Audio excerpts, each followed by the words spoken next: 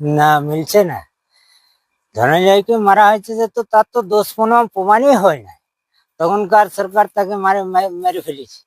এখনকার বর্তমান সরকারের উচিত ছিল যে দোষী সাব্যস্ত ঠিক হলো তাদের সাজা সারা জীবন জেলে রাখা, প্রাণে রাখা, এটা ঠিক আছে, কিন্তু ধনঞ্জয়ের মারি দেওয়াটা ঠিক হয় নাই। তো তার তো দোষই ছিল না, তার তো দোষ প্রমাণই হয় না।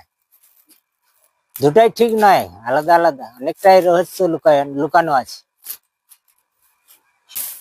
একা নয়, তা আরো অনেকেই আছে, তাদেরকে আড়াল করে রাখা আছে।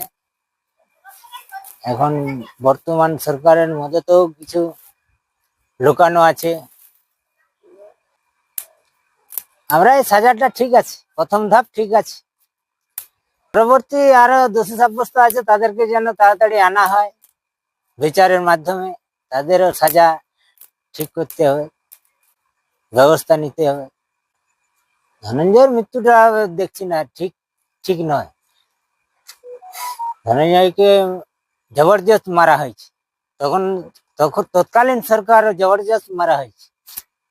কেন? ঠিক আর্থিক বল থাকে না, গ্রামের মানুষ টাকা পয়সার জোর থাকে না, বিপক্ষ পার্টি অনেক ধনী লোক, টাকা পয়সার মাধ্যমে এটা করা হয়েছে। কেমন দেখেছেন? তো খুবই ভালো ছিল, আমার প্রাইভেটের মাস্টার ছিল ধনঞ্জয়। এরকম কেস আমরা তো ভাবতেই পারি না গ্রামের মানুষরা।